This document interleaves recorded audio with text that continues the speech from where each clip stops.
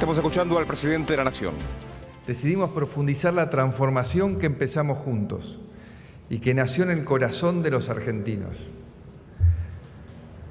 Confirmamos que se trata de un cambio de fondo, de un cambio verdadero, que se basa en la esperanza de saber que somos mejores que la vida que hemos llevado.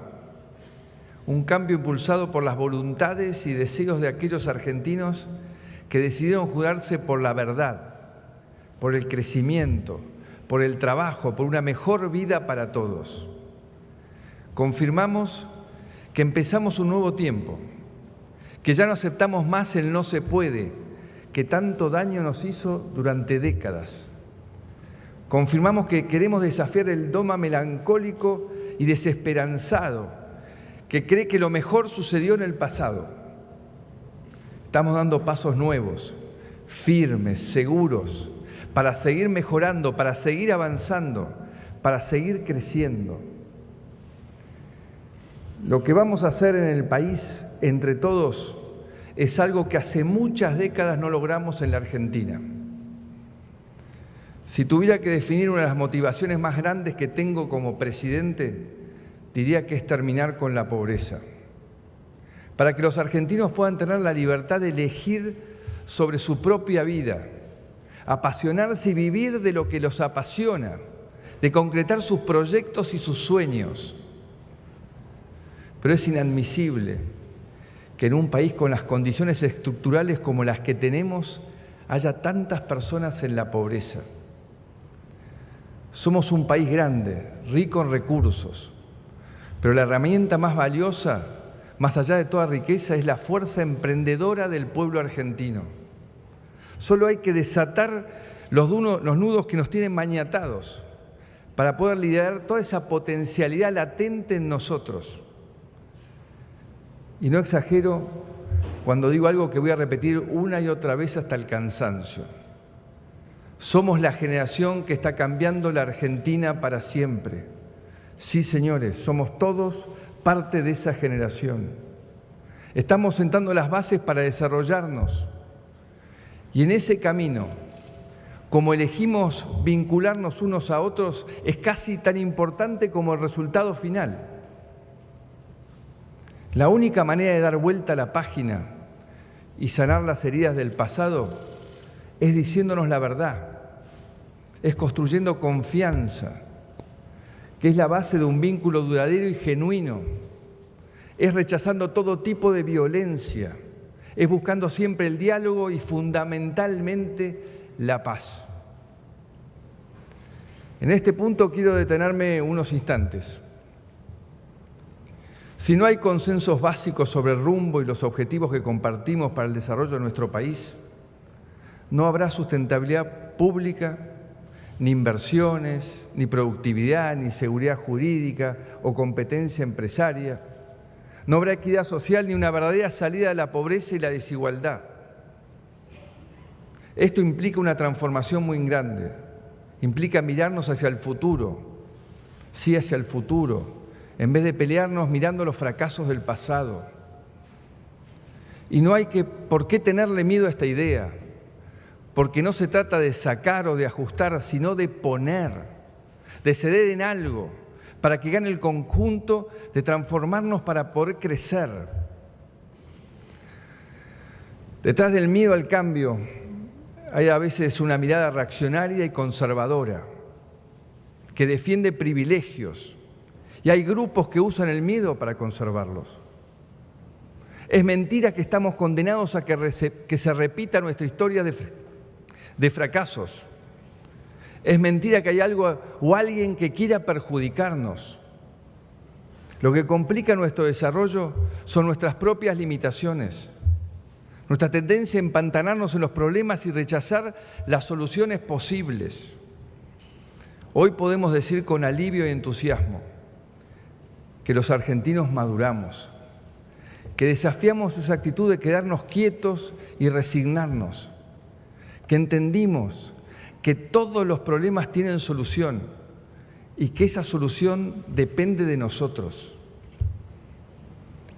Reformar es crecer, transformarse es crecer, es evolucionar, es responder a las necesidades actuales, haciéndole frente a las dificultades con recursos nuevos. El cambio es una actitud. Reformar es consensuar instrumentos. Transformar es lograr resultados. Creo en la necesidad de pensar una agenda de reforma permanente, lo que yo llamé reformismo permanente, que esté en sintonía con este proceso de transformación tan grande de la historia de la humanidad. Somos parte de un mundo globalizado y no podemos seguir debatiendo realidades como si viviéramos en otro siglo. Los cambios tecnológicos están planteando debates estructurales sobre el trabajo, el conocimiento y hasta sobre la vida misma. Todos ellos y muchos otros pueden ser oportunidades para resolver algunos de nuestros problemas, o pueden ser amenazas frente a las cuales nos encerremos, negando su existencia, debatiendo una agenda pequeña y cerrada. Reformar al país es darle las alas que necesita para volar en el mundo de hoy.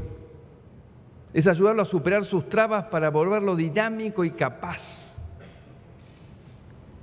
Durante muchos años los argentinos vivimos presos de la lógica autocomplaciente del fracaso.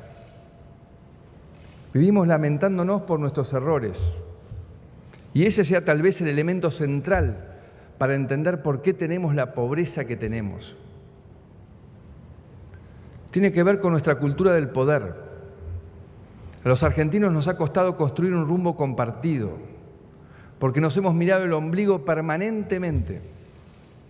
Muchas veces se pensó que el poder es algo que hay que apropiarse, una cultura que celebra la vivada y que es incapaz de construir instituciones, una cultura que en vez de tomar el poder como un servicio, dijo: tengo el poder y ahora me abuso de él. También creo que nos hemos obsesionado en debatir ciertos temas, referenciándonos en cómo se planteaban en el pasado. No se trata de negar nuestra historia. Se trata de entender que nuestra historia nos ha costado crear un rumbo común. Por eso, para salir de la pobreza, tenemos que organizarnos, ser protagonistas de esta transformación. Para eso, los convoco a lograr entre todos consensos básicos, sí, básicos, que nos permitan trazar un camino de futuro, una hoja de ruta que nos guíe en la construcción de reglas que nos den estabilidad y nos lleven a una Argentina más justa e integrada, donde todos podamos tener un proyecto de vida. Tenemos que avanzar en reformas donde cada uno ceda un poco, empezando por los que tienen poder, y no solo hablo de la política. Tenemos que hacerlo en base a la confianza, hablando con la verdad, con buena fe, sin dobles discursos y abandonando cualquier tipo de etiquetas y prejuicios que impidan que ese diálogo fluya. No digo que sea fácil, cambiar a veces cuesta, requiere que nos animemos a algo diferente, pero ya no hay excusas para no animarse. No hay más excusas. Es ahora o nunca. Hoy quiero proponerles 3 ejes a partir de los cuales podamos construir consensos básicos para reducir la pobreza, que es la principal meta por la cual pedí que se evalúe mi gobierno.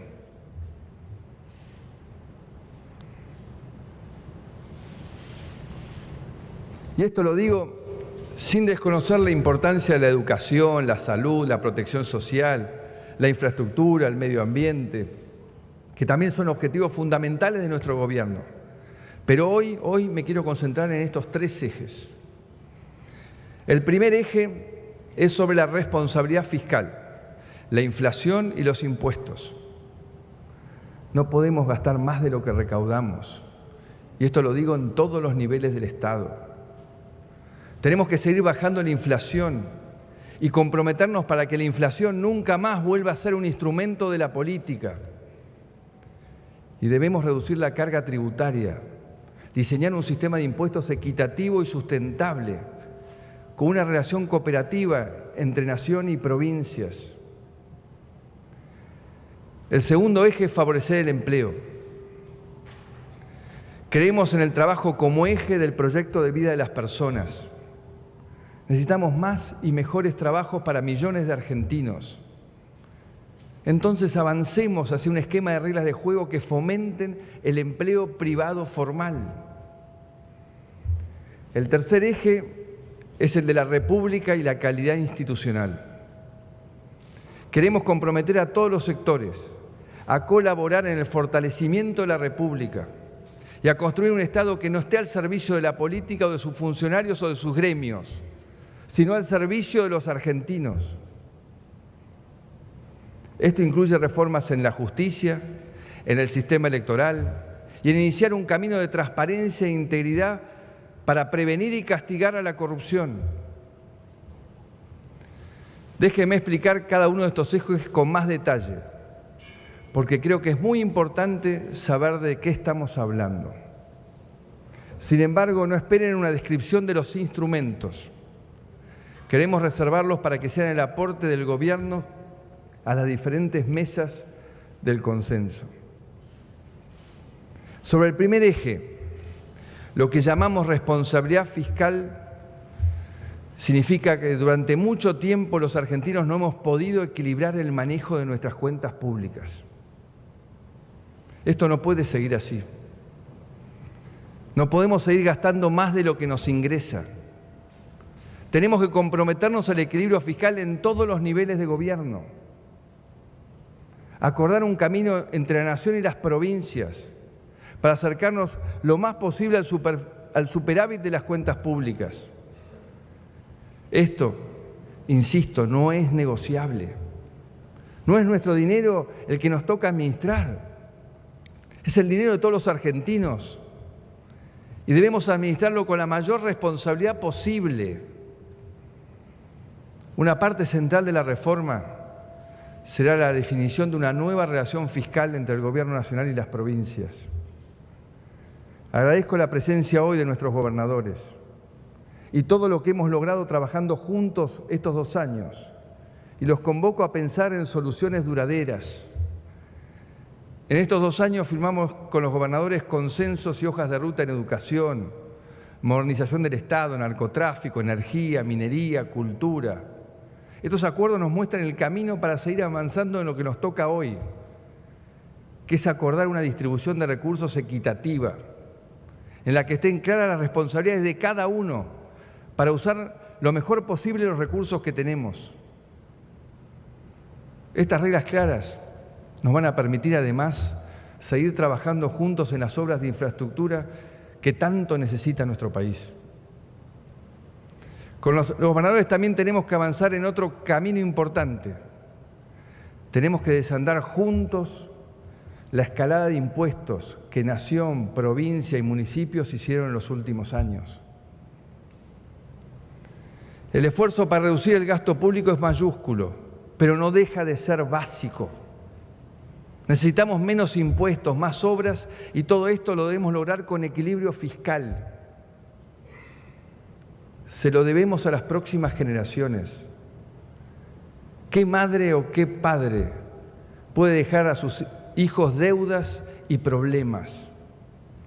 Nuestra generación tiene que poner en orden las cuentas públicas para que cada argentino recién nacido herede patrimonio, infraestructura, cultura, bienestar, y no pasivos sociales, financieros o educativos. Ustedes saben que recibimos un Estado con un déficit alto, insostenible en el tiempo, que estamos bajando gradualmente, de a 1 punto por año, porque queremos cuidar a quienes puedan sufrir la transición y porque queremos que la reducción sea para siempre. Queremos que los argentinos, incluidos sus dirigentes, valoren el equilibrio fiscal como un requisito indispensable de un buen gobierno. No nos gusta endeudarnos, pero menos mentirnos, emitiendo dinero sin respaldo y generando inflación. Desde el primer día reconocimos que la inflación es fruto de una mala política. Estamos bajándola gradualmente y este año será la más baja desde el 2009. No se puede crecer sostenidamente, no se puede aspirar al desarrollo, a la creación de empleo, a la reducción de la pobreza si no bajamos la inflación. Todos nuestros vecinos la han vencido y también lo han hecho la mayoría de los países del mundo. La inflación alta castiga a la mayoría, lastima la inversión, impide la competencia y por ende el incentivo a mejorar. La inflación arruina el ahorro. Solo unos pocos privilegiados, casi siempre gente con recursos o contactos, puede protegerse de ella. La mayoría de los argentinos solo la sufre. Quiero proponerles entonces un compromiso de todos para que nunca más volvamos a tener inflación. Necesitamos una moneda estable para que el crédito que empezó a aparecer en Argentina crezca fuerte y sólido. Necesitamos más crédito, a más largo plazo y menor costo, para sostener la inversión tanto del sector público como del privado. Lo mismo necesitan las familias argentinas, para que cada uno pueda acceder a su propio hogar. Pero el crédito se sostiene sobre la confianza. Cuanto más previsibles seamos, cuanto más estable es nuestra moneda, cuanto más baja sea la inflación, más crédito habrá para todos. También como parte de este primer eje, quiero hablarle de los impuestos. Lamentablemente, tenemos impuestos que ningún país tiene. Impuestos demasiado altos, con una distribución poco equitativa y un sistema impositivo complicado y engorroso. Y la peor distorsión de nuestro sistema, la evasión fiscal. Genera competencia desleal, castiga a los más productivos, a los que invierten, a los que exportan, a los que dan trabajo formal. Ya empezamos a bajar la carga tributaria. Bajó casi 2 puntos desde que asumimos. Claramente, desde un punto de partida muy alto, es cierto. Y todavía nos queda mucho camino por recorrer. Por eso queremos avanzar con las provincias y con los municipios, hacia un sistema de impuestos más simple, más claro, más equitativo y que beneficie la inversión productiva y la creación de empleo.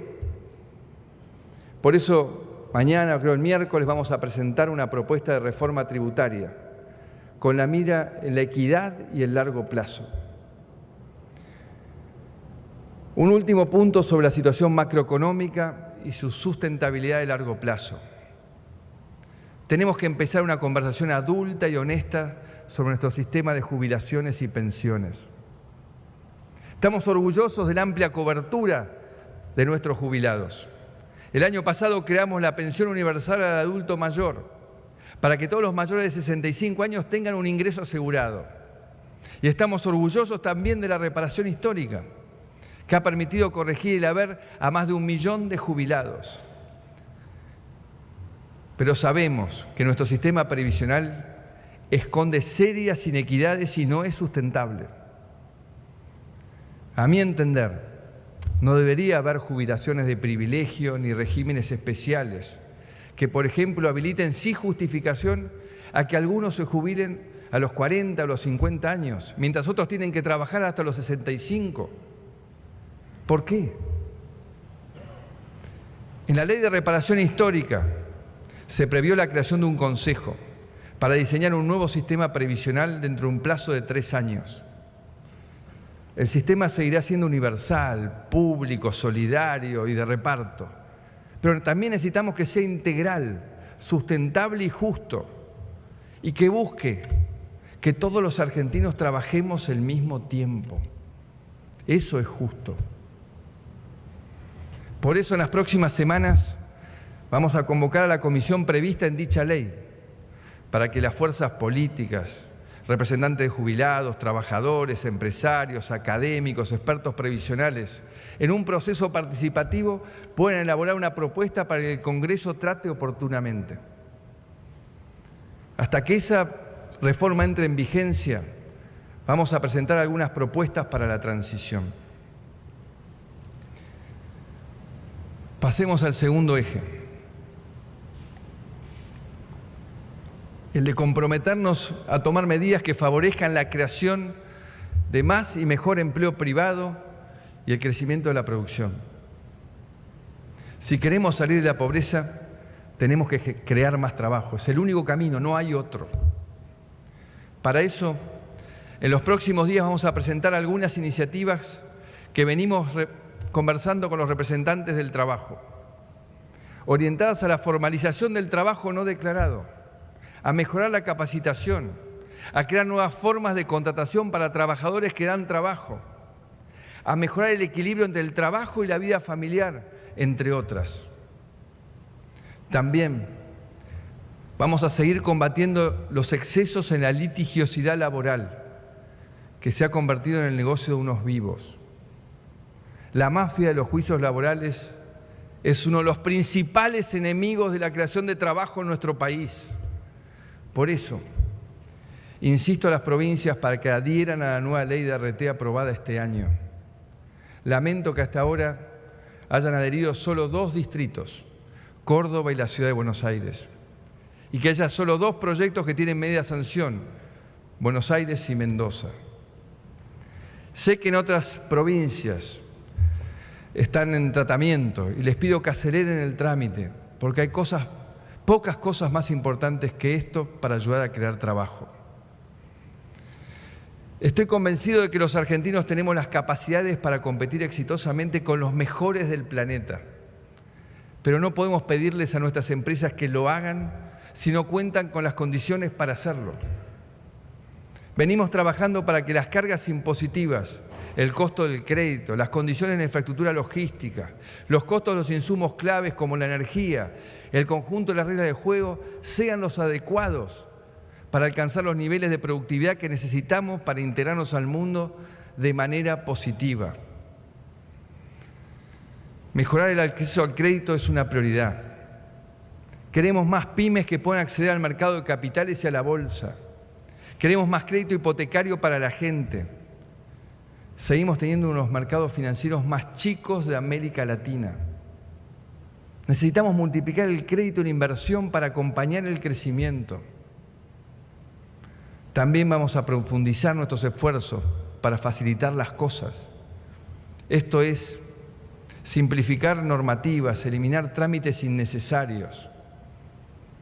Queremos dejar atrás un Estado complicado, lento, burocrático, pensado sobre normas llenas de vueltas, basadas en la desconfianza y no en el espíritu simple de cumplir con la ley.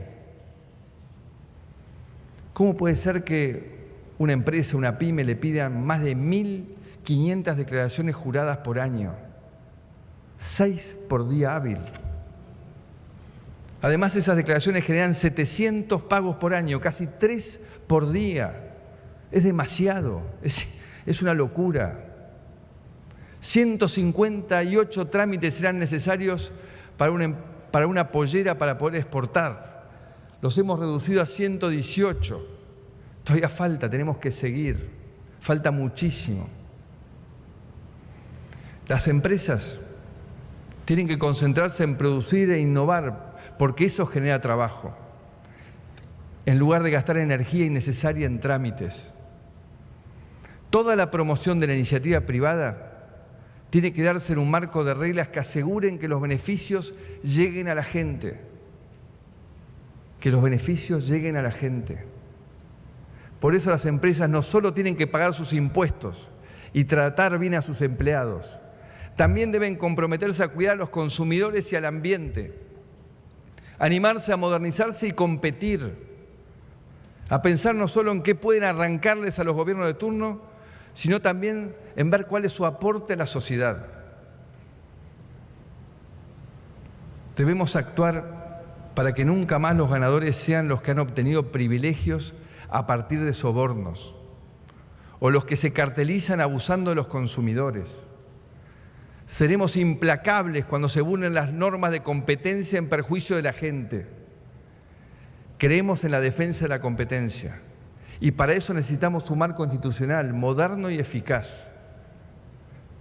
Transparentar los mercados también es contribuir a la integridad de la nación. Y competir quiere decir también salir a seducir al mundo y dejarse seducir. No podemos seguir siendo uno de los países más cerrados. No podemos seguir creyendo que podemos vivir solo con lo nuestro. No hay manera de salir de la pobreza si no nos convertimos en un país exportador. Es importante que para lograr cualquier reforma haya un diálogo con los representantes de cada sector. La cultura de los acuerdos y las mesas sectoriales, de las que a menudo participo personalmente, parten de la premisa de que todos tienen que ser parte de la conversación. Sindicato, empresas, gobiernos. Nos sentamos todos en una mesa, listamos los problemas y vamos renglón por renglón viendo qué podemos resolver. Es una maravillosa experiencia. El tercer eje.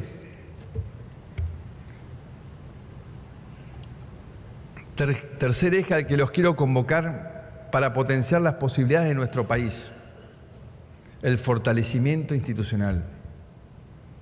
Los argentinos ya han decidido que quieren vivir en una democracia republicana, con instituciones respetadas que también los respeten a ellos, a todos los argentinos, y no solo a quienes tienen acceso a funcionarios o dirigentes para pedir favores y excepciones. Hemos demostrado que el cambio comienza por uno.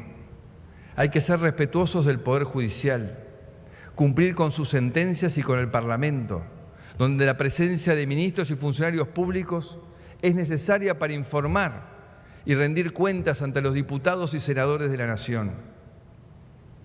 Además, desde el comienzo de nuestro gobierno, hemos buscado comunicar cada uno de nuestros actos a todos los argentinos, asumiendo un compromiso firme con la libertad de prensa. Otro capítulo, la modernización del Estado es una tarea fundamental. Estamos construyendo un Estado abierto, moderno y democrático. Un Estado ágil que simplifica trámites, facilita procesos, jerarquiza el empleo público. Un Estado íntegro, transparente, que se comunica y tiene interoperatividad con los demás estados. Estamos trabajando con más de 1000 municipios dentro del programa del País Digital, incorporando expediente electrónico, el tablero de control para gestionar mejor, dándoles acceso a sistemas como contratar y cómo comprar, una revolución. Queremos consolidar estos avances y extenderlos a todos los niveles de gobierno. El cambio cultural que estamos impulsando persigue objetivos concretos. Un Estado que esté al servicio de toda la sociedad y no una sociedad al servicio de unos pocos. Instituciones públicas transparentes. Debemos consolidar instituciones en las que la sociedad confíe, porque no alcanza con que solo algunas personas que ocupan cargos públicos sean la garantía de la ética. Así como decía antes, que queremos un país en que la inflación sea intolerable, queremos un país donde la corrupción sea intolerable. Tenemos que erradicar nuestra cultura de el roba pero hacen. Hay que demostrar que se pueden ganar elecciones haciendo política con decencia. Para esto hemos impulsado importantes normas, como la Ley de Acceso a la Información Pública, con una agencia independiente y profesional que ya está funcionando. Ahora es el turno de las provincias, que pueden adherirse a la ley nacional o sancionar una ley propia. Yo, si me permiten, les recomiendo la ley nacional, que es muy buena y se aprobó con el consenso de todas las fuerzas políticas y las organizaciones de la sociedad civil. Sé que algunas provincias ya están avanzando, pero otras están retrasadas. Les quiero pedir que avancen y que demuestren su compromiso con la transparencia y el acceso a la información pública. No olvidemos que es un deber de los servidores públicos. Otras normas que hemos impulsado son la ley del arrepentido para casos de corrupción, los decretos de regulación para casos de conflictos de intereses, el mejoramiento de los procesos de compras y contrataciones con sistemas informáticos que transparentan los procesos licitatorios y la digitalización de todos los expedientes públicos de la Administración Central, entre muchas otras.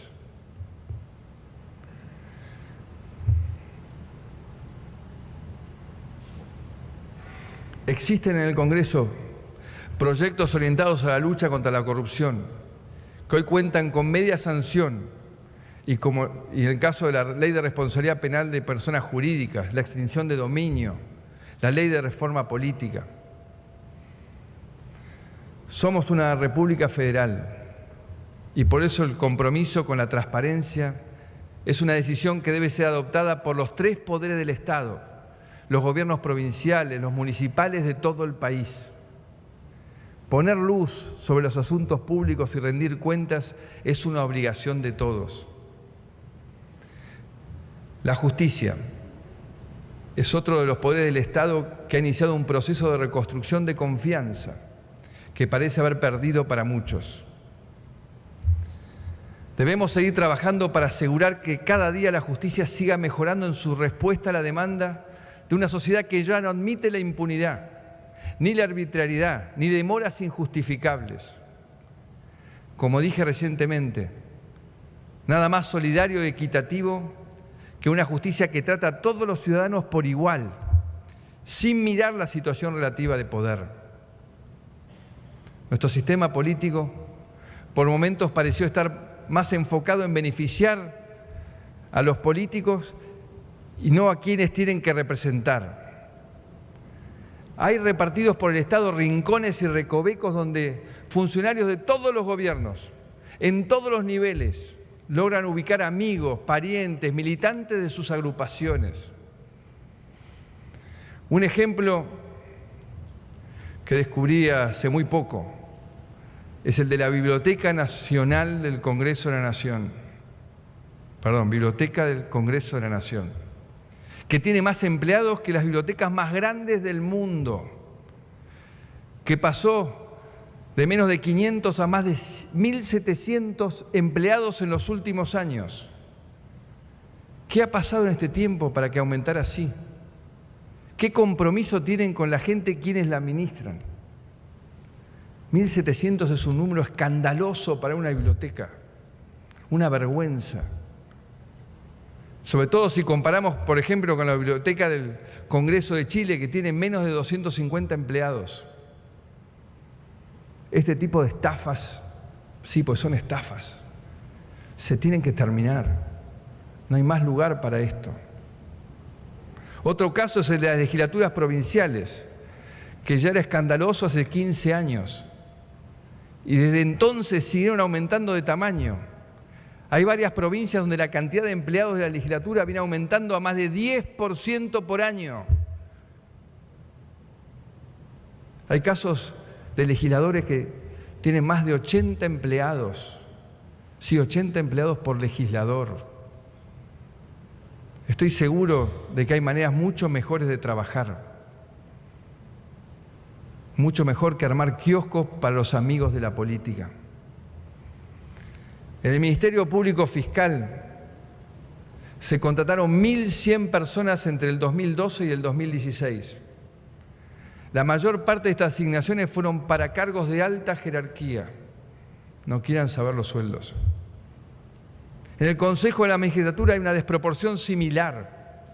El número de consejeros creció casi un 140% en 10 años. 140% en 10 años. Y hay casos como el de empleados de ordenanzas, cuya función es servir café o llevar expedientes, que tienen sueldos arriba de 100.000 pesos por mes. Y además, gozan como todos los empleados del Poder Judicial de un régimen de licencias muy generoso, que llega a permitirles tomarse 2 años de licencia con goce de sueldo. 2 años de licencia con goce de sueldo.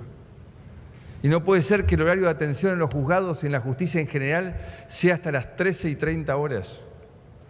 No puede ser que durante 45 días esté interrumpido el servicio de justicia.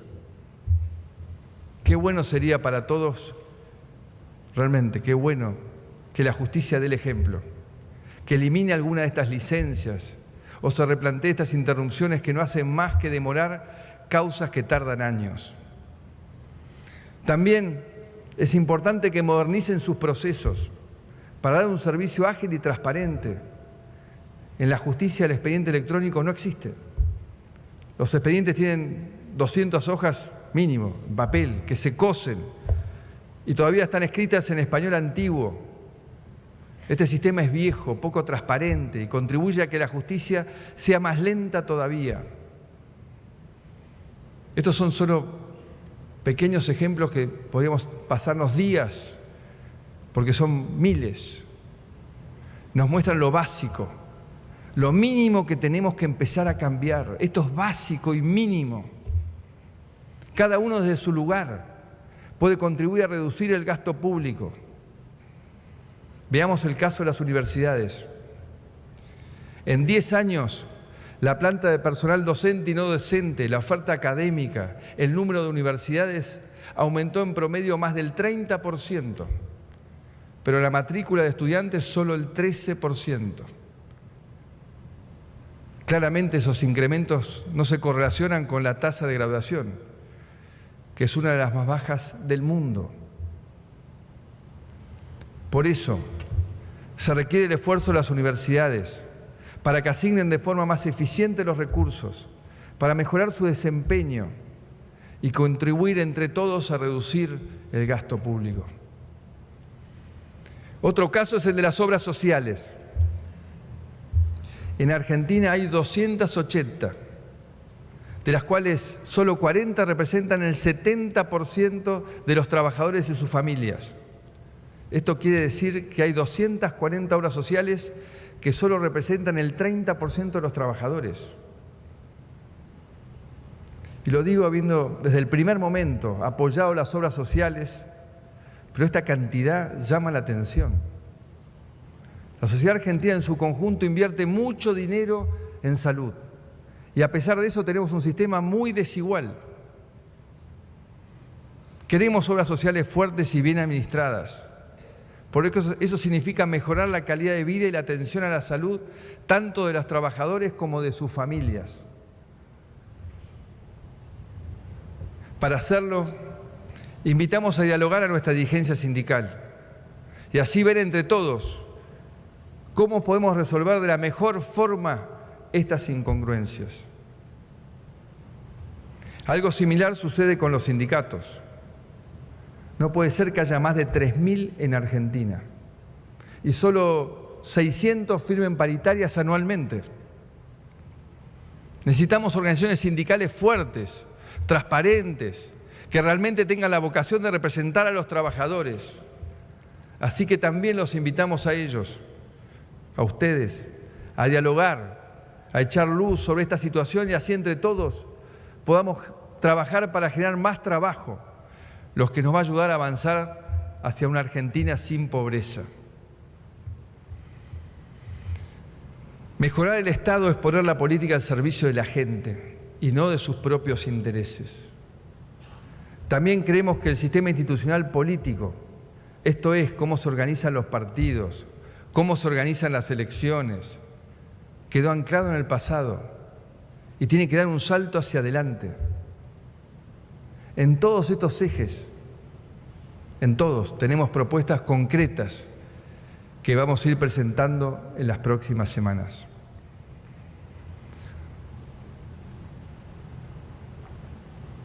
Para ir finalizando, tenemos que trazar una línea de austeridad para lo que viene. Muchos de los que estamos hoy acá somos unos privilegiados. Sí, hemos tenido acceso a recursos y a oportunidades que muchos argentinos no tuvieron. Por eso tenemos que demostrar qué vamos a hacer. Tenemos que dar el ejemplo y sabemos que no hay nada más potente que dar el ejemplo. Las reformas en las que tenemos que avanzar exigen que cada uno tenga que ceder un poco, empezando por los que tienen más privilegios. Porque en el camino del gradualismo hay quienes no pueden esperar.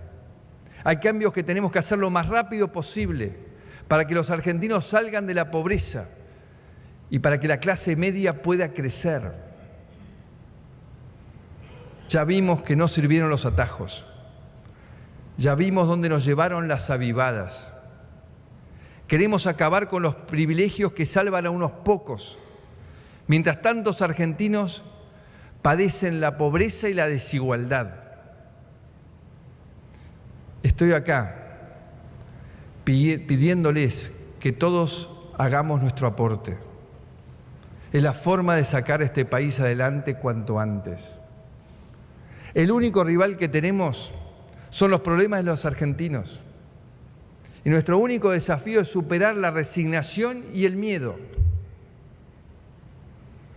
Muchos dicen que esta propuesta de país ordenado le falta épica. No estoy de acuerdo. Realmente no estoy de acuerdo. ¿Qué aventura más excitante que hacer que una comunidad se desarrolle más allá de los límites que creía tener?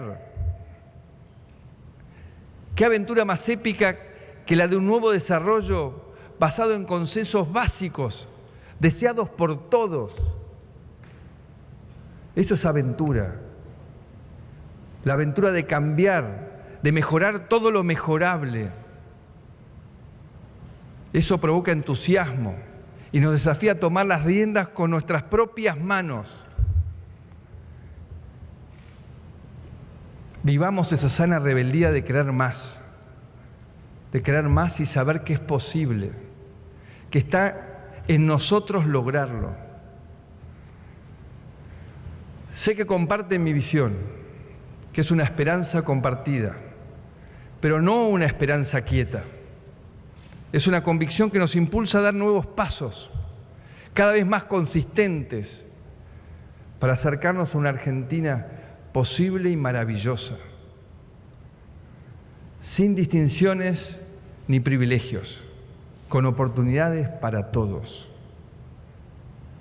Sin distinciones ni privilegios, pero con oportunidades para todos. Muchas gracias a todos.